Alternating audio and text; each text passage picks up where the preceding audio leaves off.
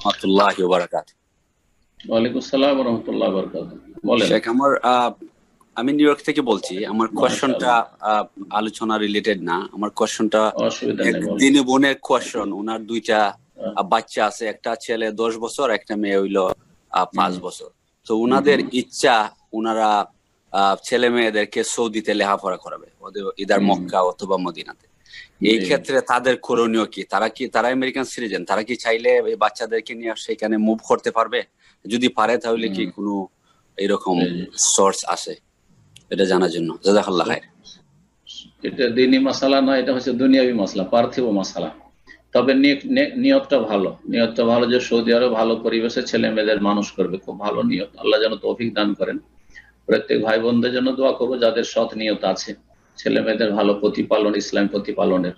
আল্লাহ যেন তাদেরকে তাদের মনের আশা পূরণ করেন এবং তৌফিক দান করেন। সৌদি আরবে এখানে থাকার একটা নিয়ম হচ্ছে যে একামা হোল্ডার হয়ে, মানে যেটা রেসিডেন্সিয়াল কার্ড, তো যেভাবে আমরা আছি এখানে কোনো নাগরিকত্ব নেই আপনি 50 বছর থাকলে। সুতরাং এখানে যদি আপনি থাকেন তো এইভাবে কোনো একটা কাজের মাধ্যমে আসতে হবে।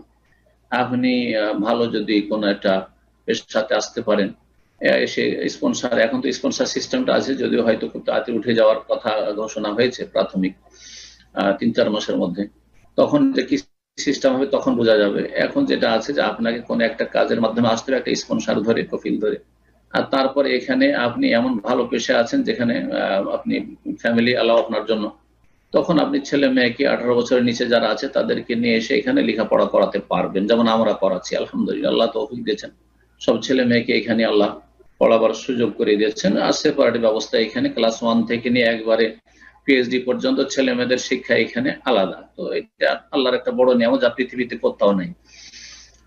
তো আল্লাহ যেন সবাইকে তৌফিক দান করেন এবং আল্লাহ যেন আমাদের সকলের বরকত দান করেন। এটা একটা তরিকা। আর একটা হচ্ছে যে আপনি এখানে একটা ভালো পয়সা দিয়ে, মোটামুটি একটা ভালো পয়সা দিয়ে ইনভেস্টার হয়ে যেতে পারলেন। এখানে যদি ইনভেস্টমেন্ট করতে পারেন তাহলে তখন আপনি নিজে এসে থাকবেন, তখন আপনার স্পন্সর প্রয়োজন হবে না।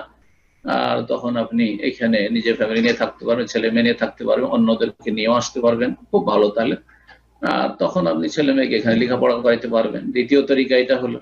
তৃতীয় পদ্ধতি হচ্ছে যে আপনার ছেলেরা ওখানে লেখাপড়া করলো আপনার 12 পর্যন্ত, এ লেভেল 12 ক্লাস পর্যন্ত। আর তারপরে এখানে মদিনা ইউনিভার্সিটিতে বা আলেমা ইউনিভার্সিটি, দুটো ইসলামিক ইউনিভার্সিটি, অন্যান্য ইউনিভার্সিটিতে অ্যাডমিশন হচ্ছে কিছু সামান্য।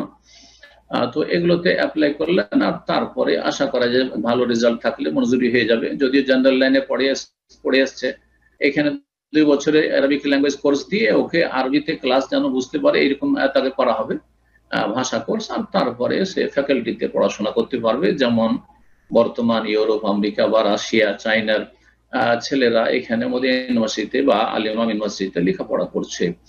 তো এইভাবে বামুল করা মক্কা ইউনিভার্সিটিতে লেখাপড়া করছে। তো এইভাবে করতে পারবেন। তাহলে আপনাকে ওখানে 18 বছর পর্যন্ত আপনার ছেলেকে পড়াইতে হবে। ছেলেদের ক্ষেত্রে ব্যবস্থা আছে, মেয়েদের ক্ষেত্রে মাহরাম ছাড়া এখানে থাকার ব্যবস্থা নেই।